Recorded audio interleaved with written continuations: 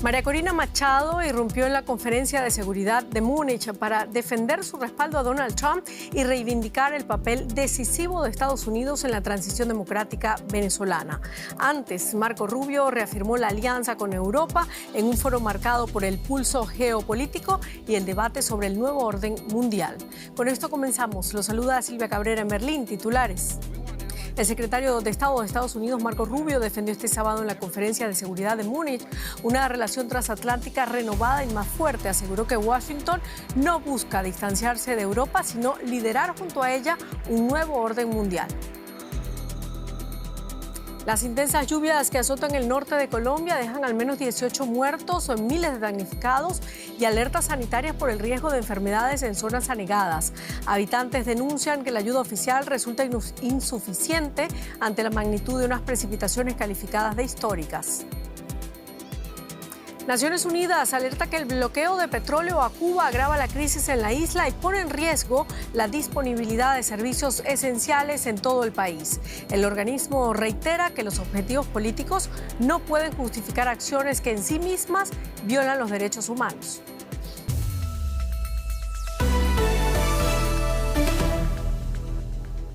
María Corina Machado participó este sábado de manera virtual en la Conferencia de Seguridad de Múnich, donde reiteró su llamado a acelerar la transición democrática en Venezuela y subrayó el respaldo de Estados Unidos en ese proceso. En el mismo foro, el secretario de Estado estadounidense Marco Rubio envió un mensaje de calma a los líderes europeos al asegurar que Europa y Estados Unidos existen juntos y que el destino del continente nunca será irrelevante para Washington. El sábado, en la Conferencia de Seguridad de Múnich, estuvieron presentes figuras destacadas de la política internacional como María Corina Machado. La líder opositora venezolana habló sobre la situación de Venezuela tras el derrocamiento de Maduro y de por qué entregó su Nobel de la Paz a Donald Trump. Bueno, creo que es justo y él representa el sentimiento, la profunda gratitud del pueblo venezolano. No solo por lo que ha hecho, sino por lo que creemos y confiamos que ocurrirá muy pronto en Venezuela. Lo que estamos decididos a hacer es trabajar juntos. No solo con Estados Unidos, sino involucrar también a otros países democráticos de todo el mundo. También intervino el secretario de Estado de Estados Unidos, Marco Rubio, en un tono menos agresivo que el del ministro de Guerra, J.D. Vance, en su intervención del año pasado en Múnich. Rubio recalcó que la política de su país con respecto a la OTAN no implica la amenaza de una ruptura total, como temían los europeos. Tras las amenazas de Donald Trump de invadir Groenlandia, de las que posteriormente desistió, Rubio da otra parte de aparente tranquilidad, sin dejar de insistir en las diferencias estratégicas con Europa. Hemos luchado unos contra otros, luego nos hemos reconciliado, luego vuelto a luchar y reconciliado de nuevo. Y hoy estoy aquí para dejar claro que Estados Unidos está trazando el camino hacia un nuevo siglo de prosperidad y que una vez más queremos hacerlo junto a ustedes, nuestros queridos aliados y nuestros más viejos amigos.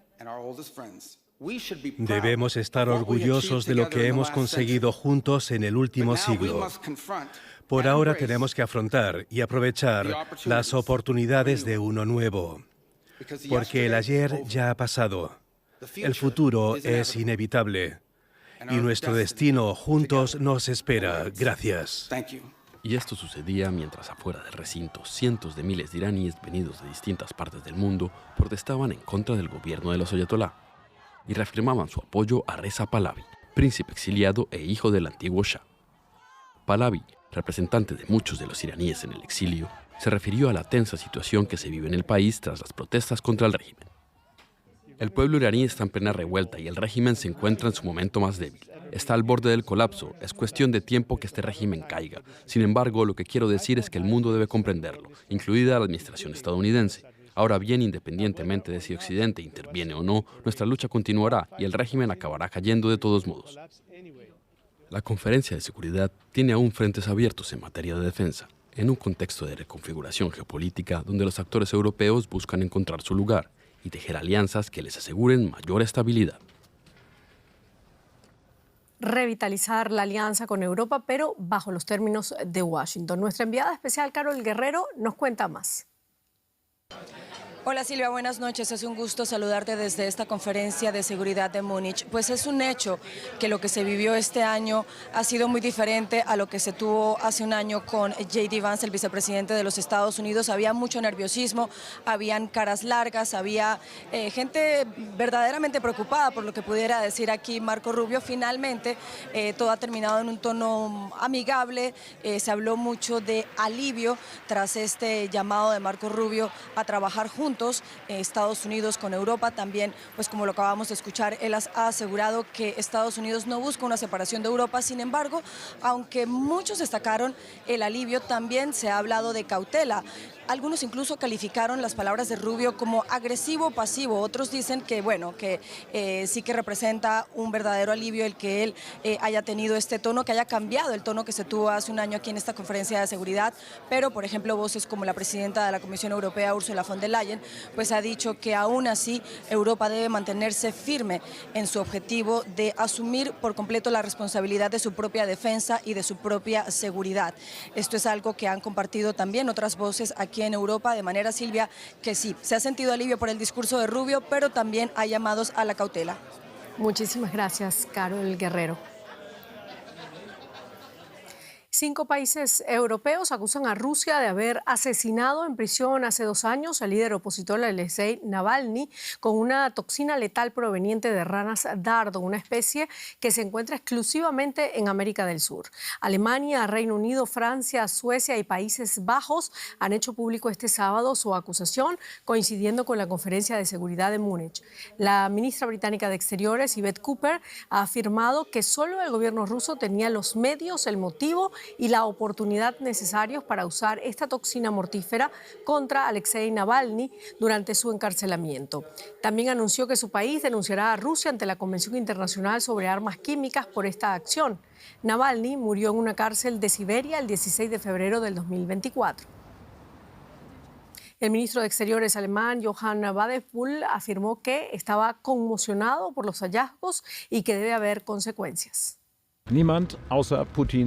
Nadie, salvo los sicarios de Putin, podrán decir cómo transcurrió exactamente el 16 de febrero de 2024 en la prisión rusa. Lo que está claro es que las autoridades rusas tuvieron la oportunidad, el motivo y los medios para administrarle el veneno a Navalny.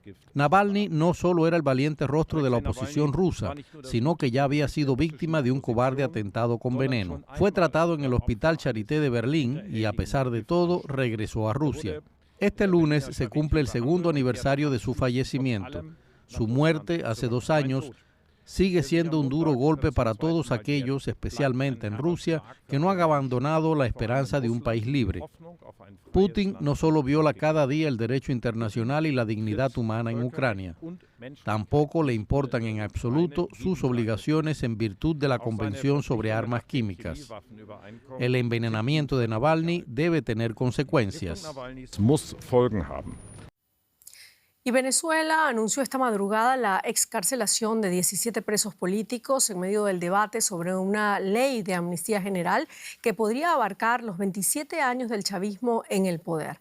Organizaciones de derechos humanos denuncian que pese a las excarcelaciones, todavía cientos de personas permanecen detenidas por motivos políticos y que la ley además ha enfrentado retrasos por diferencias internas entre sectores del oficialismo. En Caracas, un grupo de detenidos inició una huelga de hambre en la sede policial conocida como Zona 7 en protesta por la lentitud de las liberaciones, y sus familiares planean sumarse a la acción este sábado exigiendo la salida inmediata de más presos. El gobierno de Colombia aseguró que no solicitará por ahora ayuda humanitaria internacional pese a las graves inundaciones que dejan ya 18 muertos, más de 120.000 damnificados y miles de viviendas destruidas. La Cancillería afirmó que la emergencia no ha desbordado la capacidad de respuesta del Estado, aunque mantiene contacto con la ONU ante un frente frío atípico que ha afectado amplias zonas del norte del país. Comunidades damnificadas, sin embargo, denuncian retrasos en la asistencia y falta de atención. Sí, porque esto era lo que hemos construido con esfuerzo. O sea, algo que hemos luchado como pobres porque somos pobres. Y duele perderlo todo, duele. Porque, o sea, Mire cómo está todavía lleno de agua y nadie nos ayuda. Un testimonio que refleja la magnitud de la tragedia que vive el norte de Colombia. Al menos 18 personas murieron, más de 4.300 viviendas quedaron destruidas y unas 120.000 personas resultaron damnificadas por las fuertes inundaciones. Las lluvias intensas dejaron además unas 300.000 hectáreas bajo el agua en todo el país, especialmente en el departamento de Córdoba, donde ríos como el Sinú se desbordaron tras precipitaciones inusuales para esta época del año. Miles de personas tuvieron que ser evacuadas o abandonar sus hogares ante la crecida de los ríos y la saturación de cuencas que normalmente no registran lluvias tan severas en esta temporada. Si se dan cuenta, estas aguas están alcantarilladas, ya esto huele feo. Acá no se puede vivir por el momento, no, por lo que muchos zancudos, muchas enfermedades van a traer esto. Yo tengo 3 niñas también y creo que no es el momento de uno volver a regresar, sino hasta que todo se normalice. Ahora, además de la emergencia por las inundaciones, crece la preocupación por los riesgos sanitarios. En el departamento de Córdoba, el más afectado, las autoridades emitieron una alerta ante la posible proliferación de enfermedades como el dengue, afecciones diarreicas y la leptospirosis. Según la Unidad Nacional para la Gestión del Riesgo de Desastres de Colombia, solo en esta región hay unas 40.000 hectáreas inundadas mientras continúan las labores de atención a los afectados.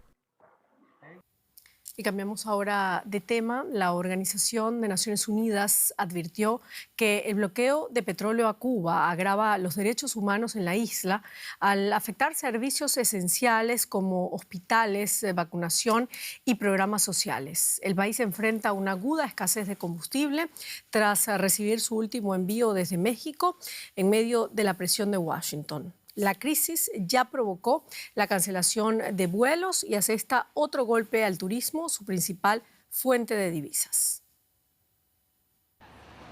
Desesperadamente buscan vías para abandonar Cuba.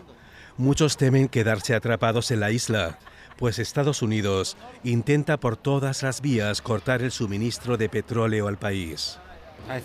Creo que es muy triste y el pueblo cubano no se merece esto. Necesitan el turismo, es lo que sustenta a la gente y creo que lo que está haciendo Donald Trump no es bueno.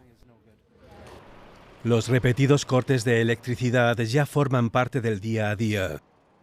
Los servicios de autobús y tren se han suspendido y se han impuesto restricciones en colegios y universidades. Los hoteles y complejos turísticos de toda la isla están cerrando temporalmente debido a la baja ocupación y al racionamiento de combustible. A medida que aumenta la incertidumbre, algunos reinventan sus oficios para sobrevivir al caos, entre ellos los taxistas. Todo el mundo va arriba del triciclo, si los carros están dando con el cinto, imagínate tú. La gente tiene que llegar a sus casas y por la noche más todavía, por la noche parece un desierto, no tú ves en la calle es esto, no se ve otra cosa. Desde los años 60, cuando Cuba nacionalizó las empresas estadounidenses y Washington respondió con un embargo comercial, las relaciones entre ambos países se han congelado y se han vuelto más tensas aún desde que Donald Trump volvió a la Casa Blanca en 2025. Y desde enero Estados Unidos no deja que los buques petroleros venezolanos lleven crudo a Cuba.